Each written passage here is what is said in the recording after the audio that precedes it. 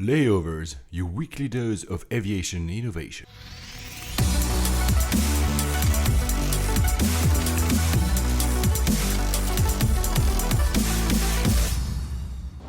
Hello ladies and gentlemen, welcome aboard from the flight deck. This is Paul Papadimitriou. Hello everybody, this is Alex Hunter. We'll be your pilots for this show about the news, the startups and the technologies defining the modern air travel experience. Our flight time today, 1 hour and 5 minutes, and we expect an on-time arrival. Coming up on this flight, from terrible plain food to restaurants in the skies, how newer aircrafts and top-tier airlines are changing the food game. To visiting passengers or ticket fares per pound, the new airline weight solutions. 12 years after its last flight, a sliver of hope to see the Concorde in the skies again. Boeing gets a second life for the 717, a last flight for its first 727, and foldable wings on a 777-9X. The IFE that calls you an idiot. As we reach our cruising altitude, I'm going to turn off the fasten seatbelt sign for you. Now, ladies and gentlemen, sit back, relax, and let's turn on those noise-cancelling headphones. Flight 24 to Mauritius. Hi, Alex. Mauritius! How exotic!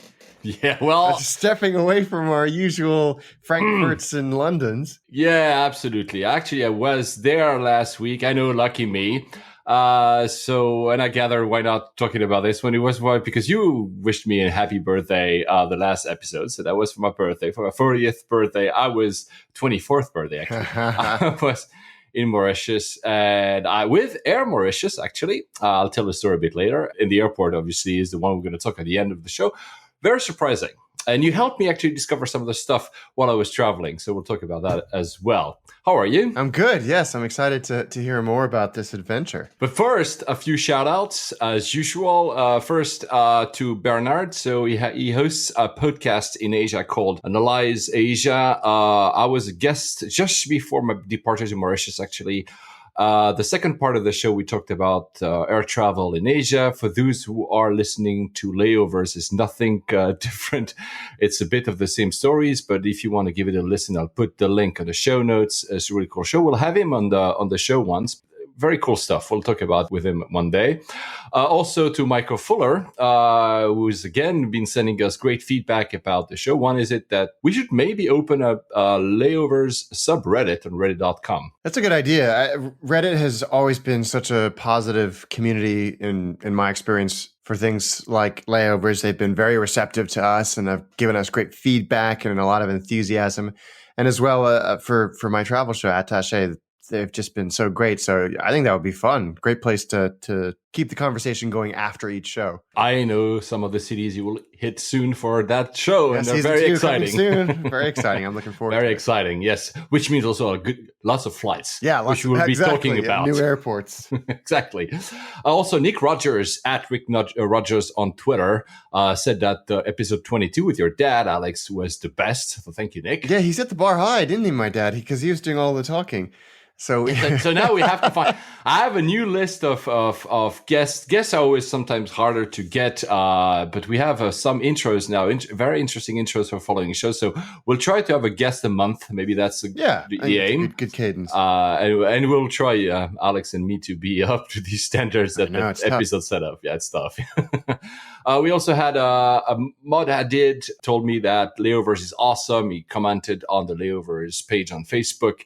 And since I now read it, I also want to give a shout out to Mark. How do you say his last name? Van Honhacker? Is that how you say it? I think that's pretty close, yeah. The author of the book Skyfaring. Alex had read it. I read it on the flight back from Mauritius to London. It's more than 12 hours, so I had the time to read it.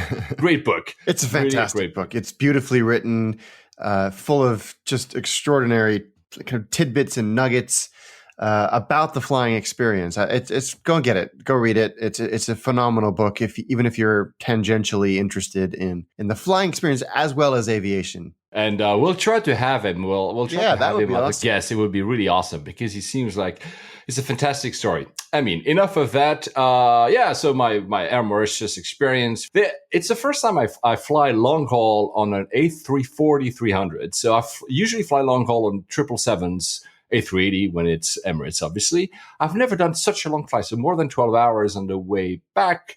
It was a bit less because I flew on the way in from Charles de Gaulle, my favorite airport. It was a bit more than 11 and a half hours. Have you flown this one to long haul? I've flown the 343 reasonably long haul, certainly transatlantic, but never, I don't think anything close to 12 hours, maybe a long time ago. Virgin had quite a few of them. I'll first say that Air Mauritius was extremely surprising. I had not read about them before, which I should have probably. You told me that they are a 4-star in Skytrax. Yep, which surprised me, to be completely honest with you. But honestly, stepping into the plane, it didn't surprise me at all. The service, I used miles. So I was, of course, in premium cabin, business. So obviously the experience in business class is good. Do they have a first class cabin? No, they don't. They have, these planes are probably, this one was about 10 years old. They have the old Zodiac seats, so they are not fully lie flat. They are a little bit angled, when you sleep and you tend to go forward. But they're not bad, honestly. The service, on the other hand, was amazing. The people are really, staff is really great. The food was really good. I mean, honestly, I was totally surprised. The IFE works fine. It's better than Air France. It's really great because they have code-sharing agreements with Air France and they're part of SkyTeam. So really, really, really good airline. Usually, you don't associate great airline with more tourist destination. I know that Mauritius does more than tourism, but a lot of it is due to a lot of the traffic is due to tourism, and it's a really great airline. So Emirates flies there as well, and Air France obviously flies there, and BA as well. But a great airline. And I want to give a shout out to Flying Blue, so the SkyTeam's Air France KLM miles program, because when I was supposed to fly back via Charles de Gaulle as well. And Air Mauritius has introduced back in 2013 these auction service for upgrades. So I think the company is called Upgrade now. The reason I say that is because when I arrived at the airport, I saw that there were upgrades available on the flight to London. And I'm like, so that means there are seats that are free. So I immediately called Flying Blue, although I don't have status there anymore. I'm the Ivory, the lower status. I just have a lot of miles from my previous time where I used to fly them a lot. And they were so nice and so effective at switching my flight. So instead of flying through Paris, I could go home directly. And that was really fantastic service. So I just want to give them a shout out. And crazily enough, it didn't cost me a dime because there was a cancellation fee of 45 euros for flight awards, which is already nothing, but that got canceled out of the differential with taxes. So that was a great experience. That's great, because sometimes when those things happen, it almost seems too good to be true. Like, oh yeah, there's seats and you have plenty of miles, but it'll cost you 300 quid to change it because of some some contractual nonsense. So that's refreshing to hear. Yeah, that was really fun. And it was literally 2.5 hours before the flight because I really sitting. Amazing. I was at the airport, so really great service. So I commend them for it. You got an Apple Watch. I did get an Apple Watch. Finally, after humming and hawing, and we were doing some app work that we're going to test. We need to test it on. So that's how I kind of justified it in my own mind. But yeah, I have an Apple Watch, and for the first 24 hours, it drove me insane. But I'm warming to it. I think it's neat.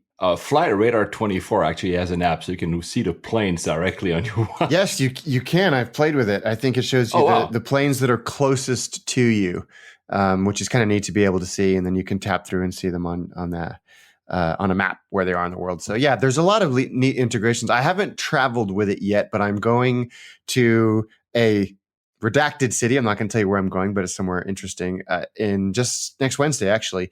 So I'm really interested. I'm taking multiple flights. So I've got TripIt and the BA app and a few others loaded onto the watch or the extensions to see if it is as good as everybody says it is for traveling.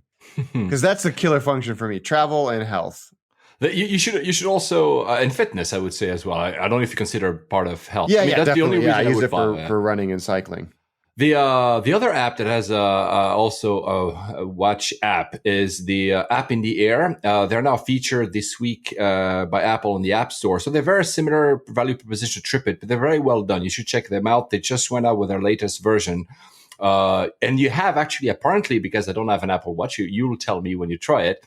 They actually can even have the flight on your face. The face or the clock. Yeah, is so on yeah, the watch. you have the what do they call them? The complications, I think they're Complications, yeah. Apparently you can see flights there. I don't know because I just read the release notes, but I don't have an Apple Watch to test them. So you should test that as well. called. I And will. let us know how I'll it is. report Yeah. back.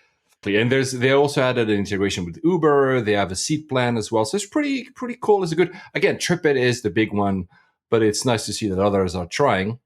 Another app that was also upgraded to iOS 9 and some of the features of the Apple iPhone 6s that you have as well. I do. Kind of make me sound like a gadget freak, but I would like to point out that I was on the iPhone 5, so I missed the 5S and the 6, and my poor beloved 5, whose form factor I am still going through the mourning process for. Yeah, I we understand. had like 45 minutes of battery life. It took me a while to get used to my iPhone 6. The 5 form factor stays for me the best. Although now I got used to a bigger screen. I mean, I really love it. So Plane Finder was updated, and Plane Finder was, you actually told me which plane I was flying with Air Mauritius because you were sending me the screenshots. So it's a pretty cool. The Plane Finder has more coverage now. It's pretty cool. It's for us, Alex and me, it's still the app that we use. Yeah, I check think it's it such a great app. It's such a great app. It's they don't have any of this in-app purchase nonsense. It is what you pay a fee, you get what you get. It's a great app. I really like it. And the thing is, when you sent me, I sent you my flight number. So my flight number was MK42 on the way back. And that's how you were able to tell me because it's only when the plane is in the air that it appears on Plane Finder, obviously. So I couldn't check it out when I was still waiting on the tarmac. But the thing is, there was a small bug that shows you that sometimes coverage in countries that are maybe not as well known as, the major aviation countries, all the apps, including TripIt, were telling me that my flight was MK32, which at different times, I kept putting MK42 and it kept putting me back to MK32, telling that MK32 was going to London, whereas MK32 is actually going to Paris. That's weird that it was transcending multiple apps. Yes, I don't know where. Maybe it shows that the coverage again is maybe not. Maybe there was a single database somewhere that made a bug, and all the apps were reading on them, but not Plane Finder. So I don't know. I also tested Lounge Buddy when I was flying. So of course I didn't need access to lounges because I had some with my premium ticket. So I was not able to test the fact that you can pay access to a lounge. But just on my experience, worked kind of great. Told me which lounge I had access to, which is not a big, difficult because I knew I was flying actually on a code share with Air France, so I had access to the Sky Team and Air France lounges. By the way, Alex, the one in Terminal 4 in London has PlayStations. Nice. But Michael Fuller, whom we thanked just before the introduction to the show, sent us an email that he tried Launch Buddy in Toronto, and the experience was not as fantastic. He bought an access to a lounge at Toronto. I think it was a Plaza Premium Lounge. He sends us via email. And the problem is that the people at the check-in counter of the lounge had no idea what Lounge Buddy was. And they made him wait for more than 15 minutes, making phone calls, taking copies of his passports, copies of his boarding pass, being not sure about what it was. They finally let him in. But Michael tells me that as well, while he was waiting, he realized that the actual walking price for the lounge was actually less expensive than the price advertised on Lounge Buddy. Thankfully, wow. So yeah, by $8, I think. So it's £8. And he told me Launch Buddy was really very nice because they actually refunded the difference. But they are very. It would be very interesting to know if that's a regular thing. I mean, they have to make some money somewhere, and you'd think it was a revenue split with the lounges. But if they're adding a premium on top of the walk-up fare, then that's not very well. If the premium is £1 or £2 or even like $3, yeah, but then what's the cafe? What's the value then? I don't get the value. Is it just education? So maybe maybe it was a discrepancy. It would be interesting to hear from Lounge Buddy if they have an official position on this. Official. Maybe you'll be able to try it on your next travels. Yes, 5 segments. So we'll see how it goes.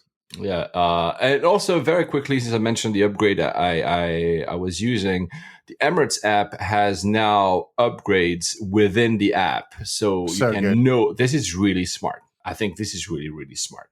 And Michael Fuller also tells me, because I mentioned last week that Air France was the app lets you scan your passport, and he tells us that actually EasyJet, the app from EasyJet, has had this ability for more than a year now. Shows how much I use it. I use it often, but I guess I must have my passport information stored because it's already pre-populated. But it doesn't surprise me. EasyJet have really embraced the mobile platform, and they do a great job with it. They really do. And finally, I know that a lot of people listening to us might be Android users, even Windows Phone users. So we know that sometimes we tend to talk only about the iPhone. We'll make an effort. If you have any feedback about Android apps that might not even exist on the iPhone, please let us know, first of all. Definitely. Because we'd be very glad to test them. And as well, I've added on the website now a way for Android users to directly subscribe to the podcast. Usually it was only for iTunes. Now there's also a way for Android users. It's a one-click system. So feel free to subscribe to the show. Mauritius is next to La Réunion. So that island, which now has become famous because this is where the flaperon from the MH370 was found. And apparently there might be more pieces. So this story happened on the 16th, and an Air France pilot was flying in the area and reported seeing a quote-unquote white object floating 70 kilometers northwest of Reunion Islands. Now, he was only at 10,000 feet, which sounds low, but the object would have to be of pretty substantial size to be able for the multiple people in the flight deck to see it. They routed a cargo ship in that general direction, and nothing was actually found.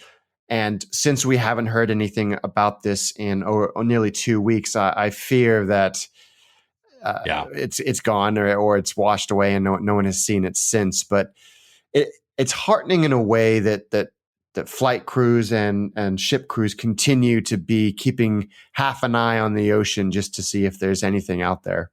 Yeah, we shared this article by Esquire that was pretty impressive. So it's an article about the ships that are still looking for MH70, and it's really, really well written, right? It's a fantastic article and really kind of puts the spotlight on the amount of effort that has gone into trying to find this airplane and telling the stories of those who are actually involved in the search. It's a compelling read. I strongly recommend you dig it up. The one of the captains of one of the ships says that we can't have not finding that plane. It has to be found. It's all about closing the loop for the families and closing the loop for such an accident never to happen again. Yeah. So and he says that one day they'll get the call. We will have found the plane. Yeah, they're hopeful. And they're also very dedicated. Yeah, it seems like they will not give up. It's admirable, and I think it's an article that needed to be written because we kind of look at it think about the families, obviously, and everybody else, but it sheds a whole new layer of interest and kind of effort into this whole thing that story hadn't been told well so far. Yeah, and apparently they will start revisiting some of the parts, the location that were previously ruled out. So we'll see. I mean, it must be like a never-ending search because this search area is so big.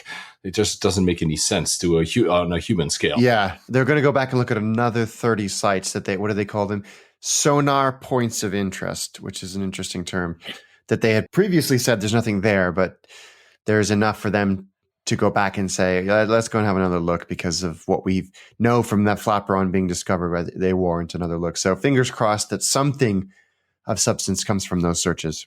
There's some families actually in Malaysia starting to be a bit tired of waiting, and they've started actually a judicial process. They've attacked the airline. It was a matter. It was a matter of time. Yeah, we'll see where that goes. Obviously, it's not in the U.S. So for them, it's really because I say in the U.S. because we know that the U.S. judicial system, court system, will have these massive fines.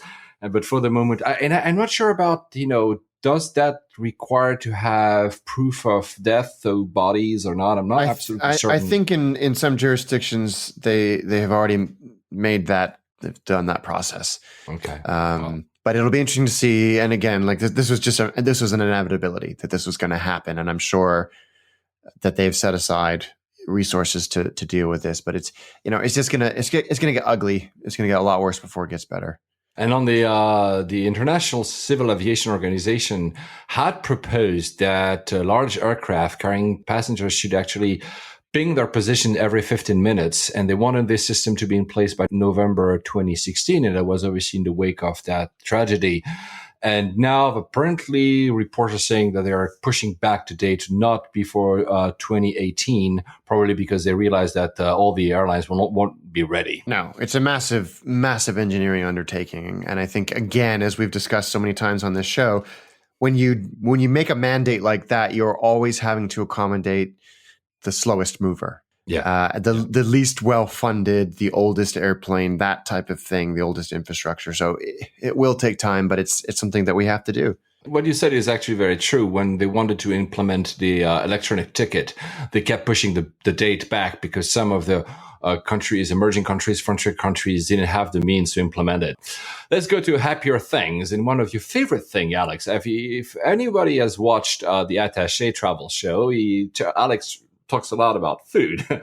And there were many articles that we kept over time. And we'll talk a little bit about food today, food in airplanes, obviously. I've had a great experience, as I just mentioned, during my Mauritius flight. It was really good. I was, again, very surprised by the quality of the food. And it's a very hard thing to do, having good quality. Do you have good memories of plane food, Alex? I have good memories and bad memories. I think we're so mentally prepared for it to be awful that when it isn't, we're genuinely delighted. I have zero expectations in economy on any airline except Southeast Asian carriers. Absolutely. But in premium cabins, my standards are high, or I should say my expectations are high. Not just for the food, but for the experience, I think is very important. And there have been a lot of articles that have come out. Some of them are a little bit link baity, but they have good rationale behind them. And the first one was a Quartz article called "Why is Plain Food So Terrible?" And I would immediately counter that by saying, "It's not. It's really not that bad." But there are some scientific. Yeah, this guy does a great job of kind of breaking it down. Going, it is bad. It is worse than if it was served to you at a restaurant for a number of reasons. You have at the very least a 60 to 90 minute delay from when the catering is loaded onto the plane to the point it reaches you. So that's a lot of time for the food to lose its visual pizzazz. Starches break down in vegetables, so they are inevitably mushy, or they lose any of their sense of texture or color. And then you think about the ones that you're serving on perhaps on your flight 12 hours later than when they were loaded onto the airplane. Thankfully, that was a breakfast. So usually, it's always the breakfast is easier. You have bread and marmalade or whatever, so it's always easier. Fruits, obviously, but it's what you're saying is right. And the thing I didn't know, because I knew they obviously didn't have open flames in an aircraft to reheat your food, but there's no microwave either. No, there's only dry, hot air. Yeah, and the problem with that is obviously that even your food is already dried out, and it becomes even drier because they actually just want to eat it up. Yeah, absolutely. I think that's a problem. The lack of moisture, I think, in my totally non-expert opinion, is really the critical thing, because so much of what we perceive as taste is actually smell. So that when you have a head cold, that sense of smell takes away from the taste so substantially. Now, if there's not much moisture in the air, which is a problem with airplanes, then your ability to perceive smell and therefore taste is drastically reduced. So airlines and caterers use a lot of tricks to kind of circumvent that. They add a bit more salt, which is actually a really good idea because salt enhances and brings flavor to the forefront. But they've also been using in-flight technology to allow them to do the reheating process differently, do the assembly at the very last minute, learn from restaurant environments, try and replicate in-flight conditions on the ground so they can see where the points of failure are. And I think it'd be really interesting. Neither Paul nor I have flown on the 787 or the A350, which both boast improved cabin humidity, to see if that actually improves. The A380 has not as good as the 787 nor the A350, but it already has an improved humidity system, which also allows, there was an article about Emirates. Emirates says that the A380 made their job much easier because of the more humidity in the plane. This is humidity normally in a plane, not those ones, it is about 12%. So it's totally different from what you have on the ground. And as you said rightly, it changes your ability to smell, thus your ability to taste. And this is something that they, like you said as well, they try to replicate on the ground. But the fact that we have better planes makes their job a bit easier. The other thing that is also very obvious is that there are so many people you have to be careful. I mean, they're like lactose intolerant. You have, suppressed immune systems. You have, of course, the vegans, vegetarians, all the allergies. So it makes it very hard to cater for a plane of 300 people. You have to find this is why more often than not you have chicken. Yeah, absolutely. And actually I think one of my little in-flight food hacks is if I'm flying in economy, I almost always order a specialty meal. A vegetarian, a Hindu meal or something like that, because you're going to get something that's not mass produced. There's not 300 of them being produced for you. They are almost always delicious. I've yet to have a bad experience with them, and they are created at the last minute. And I think it feels like there's a greater attention to detail and quality. Yeah, because maybe it's a more unique one that they do separately. Another really is very brief tidbit here is that. So your senses, your sense of smell and taste are effective, but there is one that is actually immune to the cabin environment, and that is the umami. This kind of fifth wonderful, taste, earthy, savory taste. Yeah, the fifth taste, and that is relatively almost no effect whatsoever when you're in the plane. So I think a lot of caterers lean on that flavor.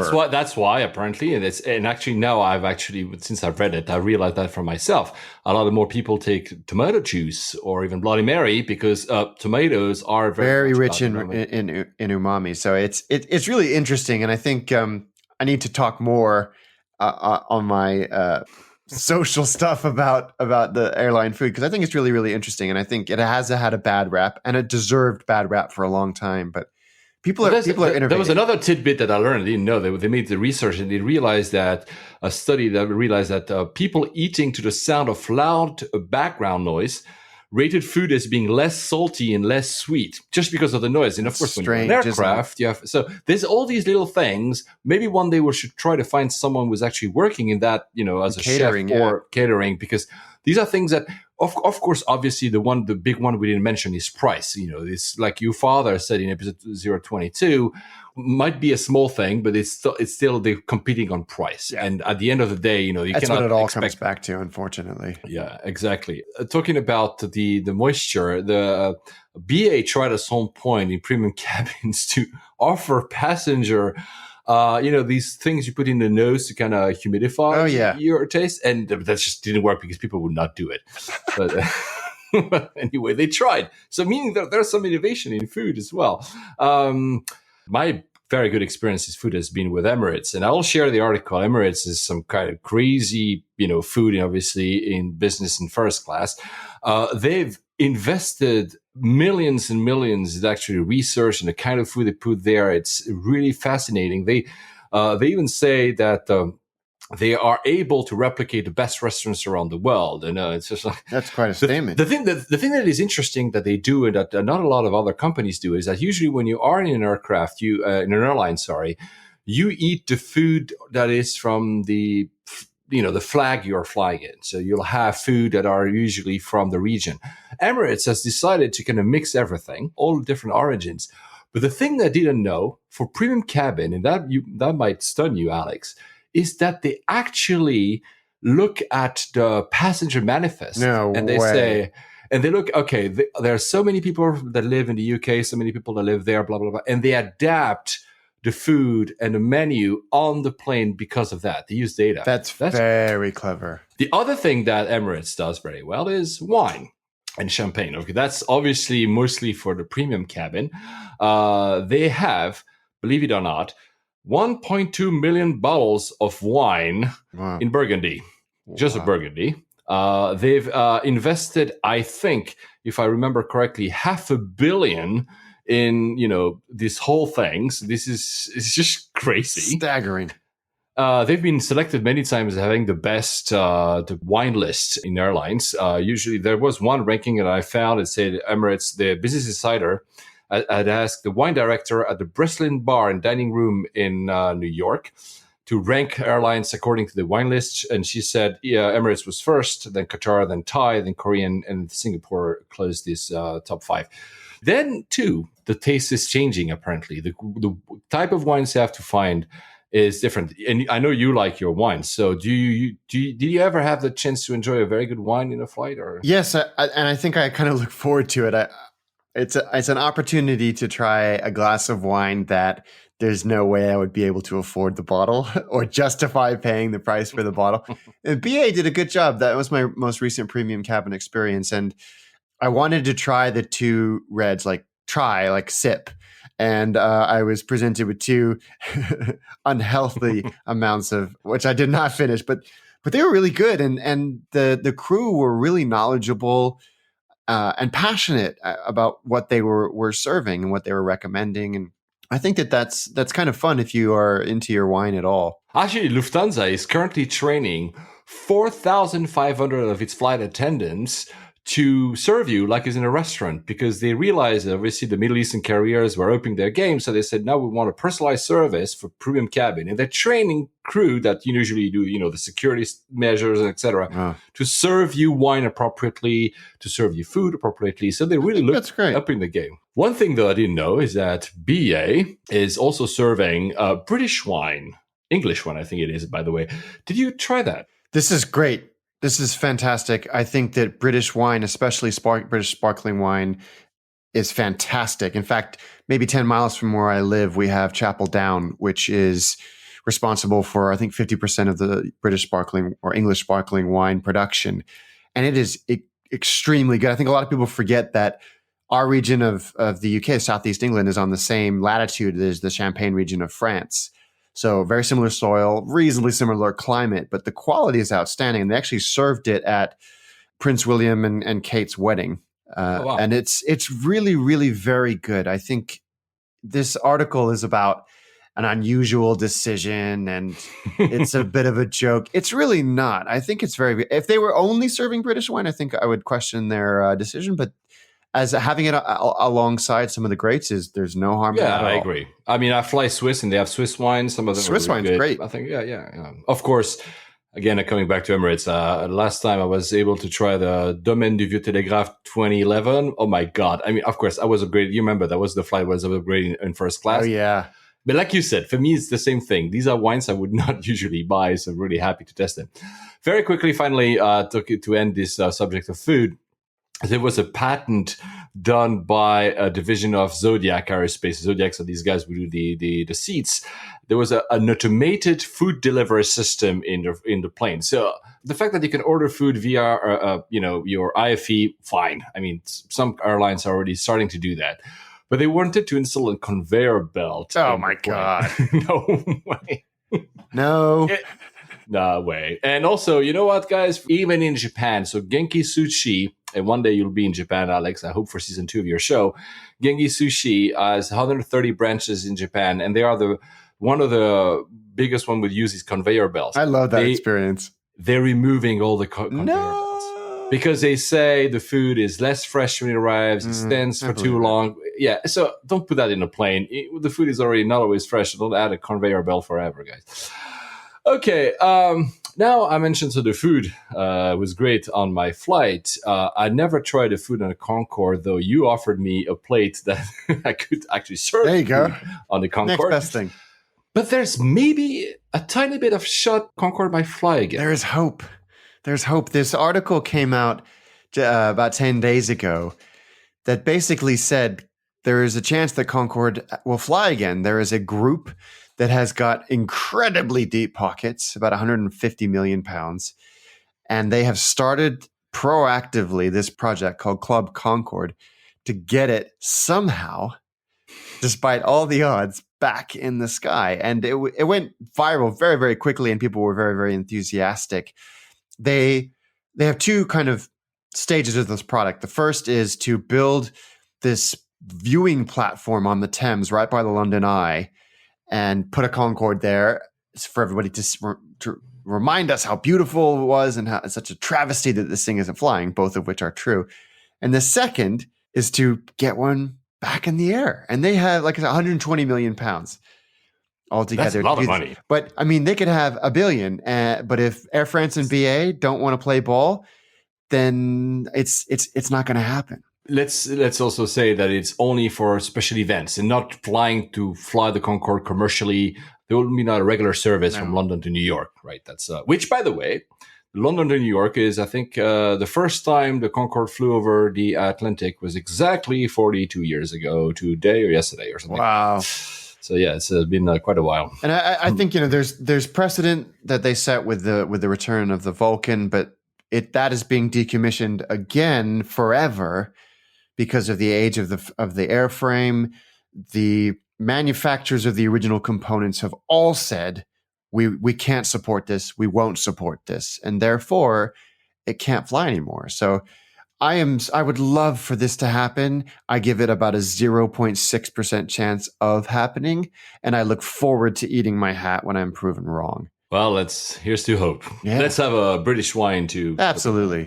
Let's take a look now a little bit in aircraft too, because I mentioned, so I flew an A340-300 extended, the E is extended range because it's a really long flight. So Mauritius is about to buy a 4 or 6 A350-900. So these are the newer planes. They are a bit of the competitor to the Dreamliner. They made the order, I think, in Farnborough last year.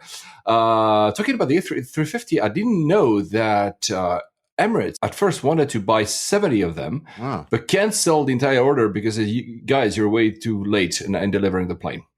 But still, Emirates still gets one Airbus a month, which means they get one A380 a month, which is still staggering when you think about it. BA is buying as well 8 A350. They just announced. And of course, when they do these kind of announcements, they say, oh, look, the engine is in the UK, is made by Rolls-Royce. A part of the wings are also made in the UK. So this is kind of the national boasting. And Airbus is opening a factory in the US. They are. Yeah. Well, they opened this very quickly. They announced it in 2012, and it just came online a couple of weeks ago. And it will make A319s, A320s, A321s, which are by far, in terms of production, Airbus's most popular airframes. And they also have large customers in the US, United, Delta, Virgin, JetBlue, and Frontier, Spirit, loads of them in the US. So they've kind of opened this in Mobile, Alabama, right on Boeing's doorstep, to say we are now an American manufacturer, which is, of course, nonsense. But it's a bold move. And actually, I think they're taking a page out of car manufacturers who have. I was about to say that, because when you think about Toyota, it's Japanese. Absolutely, Toyota are built in the U.S. Absolutely, and it's one of the best bets they've made. I mean, every major Japanese, Asian, frankly, because a lot of Korean ones as well have opened manufacturing plants in the U.S. to huge success. And whatever you want to say about Boeing versus Airbus, I think it's a massive endorsement of American manufacturing being reborn in the last 10 years. So I think from that perspective, it's very, very positive. I love that Airbus have politicized it. I don't think Boeing have paid much attention to it, seeing as they have just inked a 300 airplane deal with China for 737s yesterday or day before yesterday. So it's sort of this massive global expansion of the two huge global players.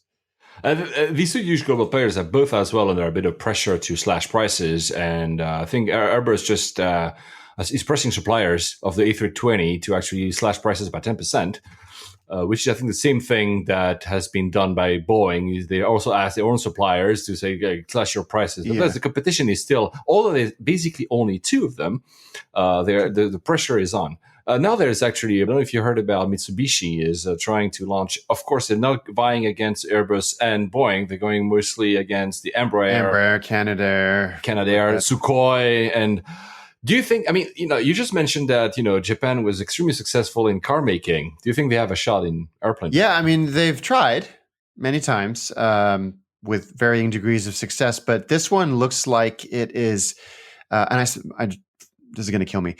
I said Canadair, I meant Bombardier.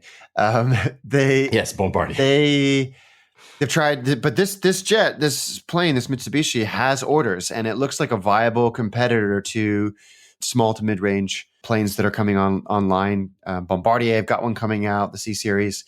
Embraer have already been hugely successful with the E series jets, which I am a big fan of. Sukhoi with a superjet, not as much. Yeah, they had an inauspicious start with one of their test flights crashing, but the Chinese also coming on with a Comac, I think the ARRG 21 or something. We'll see where it goes. They have the Chinese market though, but we'll see where that. So it's interesting. I mean, and there's the Antonov, the 148, which is a super cool looking airplane. I don't know if it'll actually get anywhere. They've made like 37 in 6 years. But whereas actually Mitsubishi has more than 400 orders already for that craft. So that's already, of course, a lot of it is due to ANA, but still they have also orders in the US. So maybe there's something to it. We'll see where that goes. Now going to the other big ones, so Boeing, and we'll do them in order because I love that they're all following this order. Actually, Boeing has a bit better order. I don't know if they're going to go after the 797. At some point, they will have. I don't know. Yeah, someone's going to have to make that decision eventually. But so the 717, what is that plane, Alex? The 717, it's a funny little airplane. When McDonnell Douglas was bought by Boeing, 16, 17, 18 years ago, they had the Mad Dog range, which were the MD-8X. And it's a rear-engined, high-tailed 100-seater. That American Airlines is still built on. And they're loud, horrible airplanes. But the 717 was kind of this weird spawn of that project. And they only built 155 of them. They're getting to an age where most people will be like, okay, it's time to put these planes out to pasture. But quite the opposite has happened. It is now the single most valuable secondhand model of all time, really. That's amazing. But when it first launched, everybody was like, what am I going to do with this? No one wants this thing. But that's Delta. It's most of it thanks to Delta. Delta realized that was a great aircraft for their short haul, and they put a lot of them in their short haul. And now Delta is like, we need more. And they're like trying to find them. And there's not that many, like you said, like 100 more. 155 were made. And like almost no one has them. I think Qantas has a few. Qantas Link, it is an original company. I think Hawaiian must have some. Hawaiian, Volotea. This is a Spanish company. I don't know about Voltea or something like this. That has some. I mean, it's interesting to see how suddenly the secondhand is. Do you think this is the kind of thing that could at one point tell Boeing, so maybe we should look at a new version of that aircraft? I think so. So, I mean, the MD-95, which is what it was spawned out, was also pretty popular. But the preceding program, the MD-8X program, was also super popular and lasted for years and years and years. And as we've mentioned in previous shows, there's been this question about, is there going to be a new version of the 757 or something to fill in that gap? I don't know if there's going to be a new version of the 717 or the 757, frankly, but this market is an indicator that maybe they should look at it. The 727, though, this one we might never see it again. No. But it has a last shot. Very elegant airplane, I think, and there's some corporate jets flying around and a few passenger planes, and for a long time FedEx used it in out of Oakland, near where I used to live. But the very first 727 took its last flight. This was 64,495 hours with United after it had been the test flight aircraft for the program in 1962. And then it went back to be repainted in its original colors in 1991 and has been sitting there ever since. So they started restoring it back to somewhere where it can go and live a more dignified retirement. And that is happening, and it's about to fly back. But United had gutted it, which is understandable for all of the serviceable parts when it still had 727s in its fleet. So I think it's a fitting and dignified end to a beautiful and storied airplane. Let's not talk about a 737. This one is extremely successful. There will be tons of them seeing in the skies. Actually, Boeing is increasing its output to 52 a month. Incredible. That's incredible. So let's not talk about this one for the moment. The 747 is our favorite. there's no more order. That might be the end of the 747 program. Can you believe that? No, I refuse to believe it. It's not happening. I'm in total denial about this. I can't conceive of the world without new 747s. But to be honest with you, as much traveling, I don't know if it's the same for you, but as much traveling as I do, I rarely see 747-8s. Lufthansa has a few, like we said many times. I haven't flown them yet. Korean Air just received its first one out of the 10 orders. That's basically it. Actually, the output has been reduced to almost nothing because like there's really not enough orders. The last one might be the Air Force One you mentioned in one very early show. That one be the last ever 747 built if no one else buys them. Thankfully, BA will prolong a little bit their current 747, so we'll still have them in the skies. And we mentioned Skyfaring, the book from Mark, and Mark was asked about this by The Guardian, and he said, and that's very interesting, he said, one of the sad things about the demise of the 747 is that as a trained pilot of a 747 that he is, trained pilots of 747s used to be able to go to all cities. And now the world is becoming smaller because the market is divided by 4, A380, 777, etc. So basically, at some point, that will be also very sad for him, I guess. You know what? The chief executive at Heathrow is welcoming the end of the 747. He says, you know what? These planes are noisy. I want not as noisy aircrafts. No, I think that's heresy. And he should be burned at the stake. So you know what remains to do? We have to fly Lufthansa and Korean Air, basically. Yeah. And Air China. And Air China. And Air China, correct, absolutely. 757, you just mentioned it, it's dead. 767 has some kind of revival. They're selling some. It's mainly used by FedEx, UPS, but you still see it at Delta, obviously. Apparently, Boeing's CFO says that there's still a lot of life in that plane. I don't know if that's true or not. Yeah, it's an extraordinary airplane. I think, as you said, FedEx are huge proponents of it. They've just ordered 50 of the freighter version of them.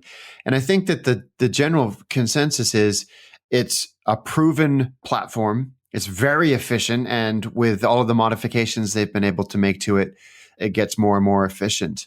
So I think they've taken like all of the best practices from the 737 and the 777 and incorporated them into the 767 and added a ton of life to these planes. Although I have to say, I'm flying to Istanbul on a BA 767, and I'm not excited about it because it's one of those few routes where they've refused to update the cabin, and so it's like the product. It's like going back in time, not in a good way.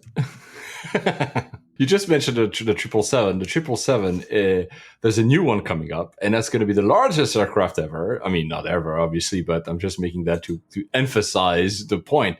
But it will have something that is quite incredible, especially if you will be, and both of us will be at some point, a passenger. The wing will be foldable. Yeah, it's incredible. It's like something out of an aircraft carrier plane. The 777X, there'll be the 8X and the 9X from what I understand. 9X. Yes. The wings are 71.8 meters long. That is unbelievable. But that's too long for most airports. And yeah, when it taxis. When it taxis. So they figured out that wingspan gives them increased efficiency, but there's this small problem of it will just ruin the airport. So they built this mechanism that allows the wing tips, 3.5 meters on either side, to fold up like a plane landing on an aircraft carrier would as it taxis. I am so interested to see how this works. Yeah, exactly, because that's quite a feat actually to have that. And also as a sight, as I said earlier, as a passenger, it would be quite extraordinary to see it landing and then see the things actually going up. Yeah. That will be quite something. And as this great article on the Runway Girl Network talks about, it's very interesting. It's going to be quite extraordinary to see. But if it fails, and not in flight, because it's got a lot of tendency, but if those things won't retract or fold up, then they basically bring the entire airport to a grinding halt, so that I'm sure they've thought about that. This is Boeing we're talking about, not someone who hasn't done this type of thing before. And also these aircraft will be the ones that will drive this ultra long haul. I mentioned I was flying for more than 12 hours from Mauritius to London, but there are so many routes they will be able to do before that aircraft. They will be able to fly like almost anywhere in the world. It will be quite extraordinary. Actually, I didn't know that, but the The 787, so the Dreamliner, this is the last one we're going to do very shortly now, actually also does a very long haul. They do LA to Melbourne with that, and that's 15 hours when a Dreamliner. I didn't know that. Oh, I didn't know that either. That's incredible. Because most of the other ones are Airbus A380s and 777s, and I think one A340 by South African from Johannesburg GFK, but the rest. So interestingly, maybe also these planes, we've never flown one. So are you planning to fly one soon, Alex? Yeah, I'm actually going to Singapore soon, and I'm flying via Doha just so I can go on a 787 and an A350 and kill two birds with one stone. Well, but this is a plane where anybody who's listening to the show will end up having to fly one day, because it's I'm exaggerating a bit, but production lines of the Dreamliner are extremely efficient. The output extremely high, and the demand is very high as well. So you'll end up having most of the carriers in the world will have a 787 at some point, I believe, which with a number. So you will have to fly one at one point. Yeah. They delivered 14 Dreamliners last month instead of the 10th they're planning. So they're very efficient with that one. That's great. I mentioned the noise about Boeing. So there's a guy at Boeing that invented a way to make electricity out of the noise when a plane is landing or departing from an airport. This is quite, I don't know if it's going to be used, but I think it's very clever to think that the noise, which is the pollution, can actually do something for a greener airport, which is the reduction of the electricity bill. That's pretty cool. It's very clever. Whether or not it'll see the light of day is yet to be seen. Yeah. London, actually, I just said that its chief exec doesn't like the 747 because of noise.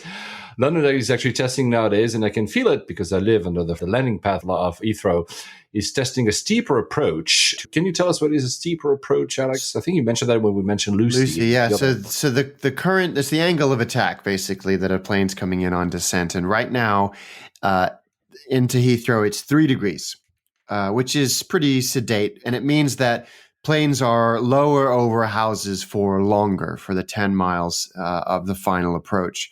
And this experiment, which is going to last for 6 weeks, intends to raise that by 3.2 degrees, but which may sound inconsequential, but over 10 miles with the height and speed of an airliner is actually pretty substantial. And so they're going to measure it. And they've actually talked about 3.5 degrees as well to see if there's any difference. So it'll be interesting to see how this goes. I'm sure that there will not be any qualitative difference. If you ask anybody who's been complaining about this, they will continue to complain. But quantitative, I'm really interested to see what this experiment yields. They're trying their best because they have a lot of course, pushback for the third runway. We talked about foldable wings. I don't know if foldable wings would have saved any aircraft. The 2 aircraft clipped each other, obviously United clipped each other at LAX.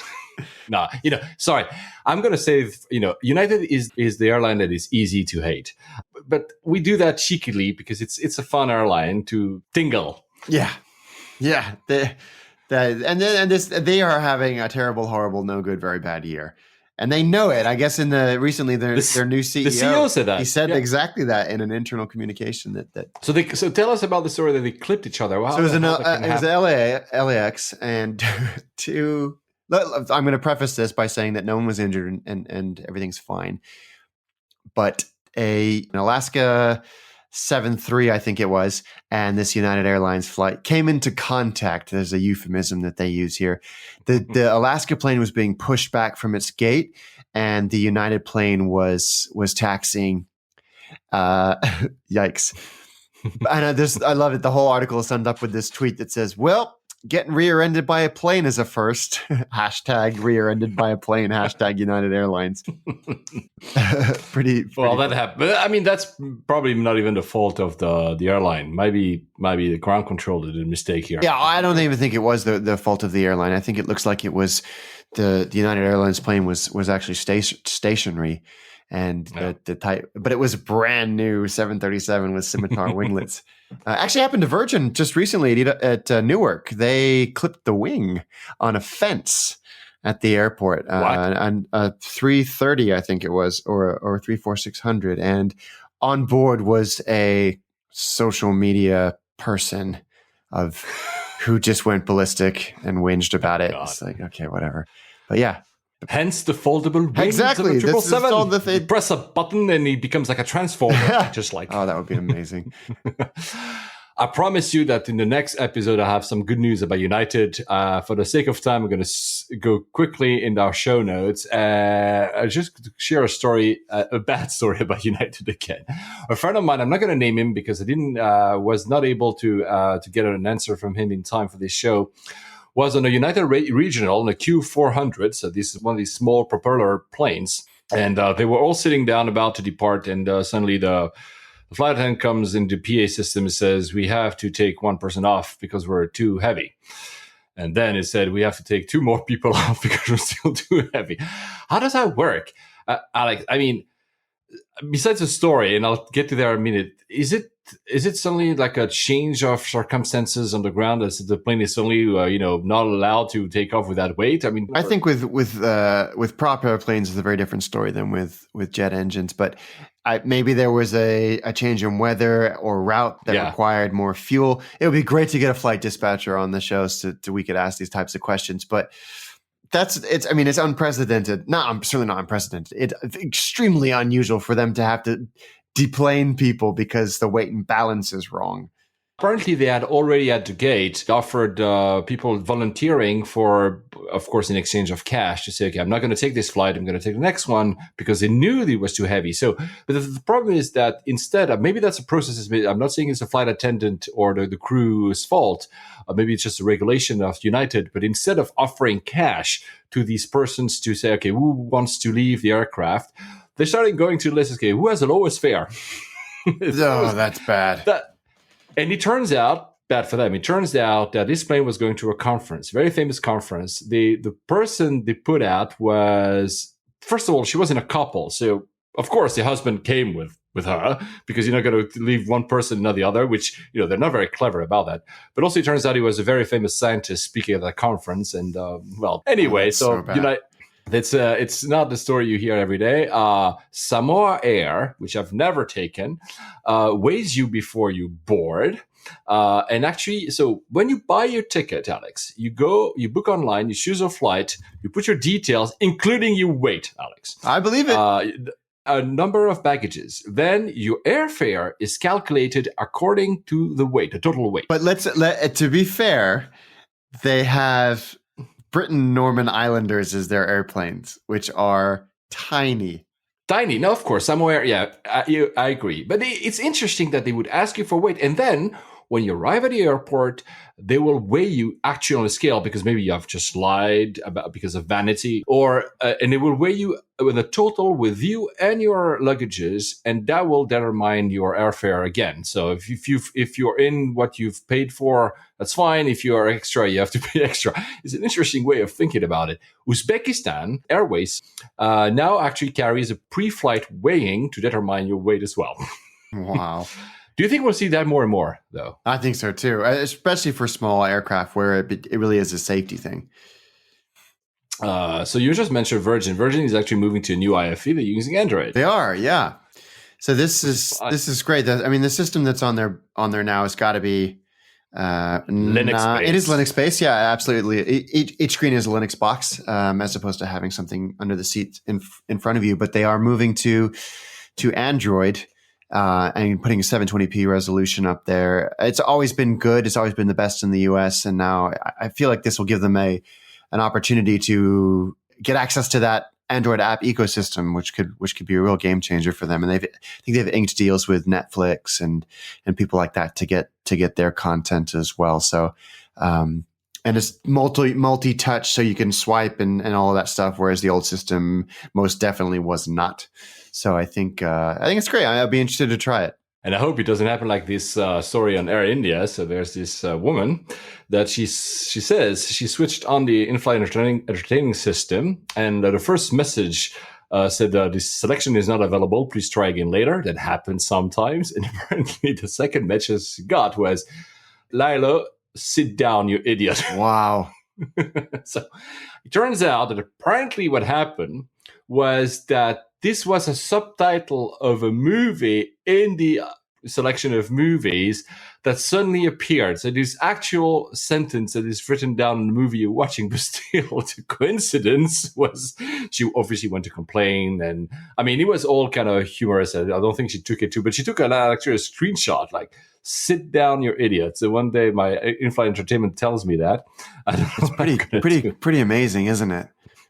One question, we don't do questions of the week. We should start them again because it was a great way to interact. So Mohammed, I thanked him at the very beginning of the show. He asked us about if we thought that it was a good career option to go into becoming a pilot, with the cost in mind, etc.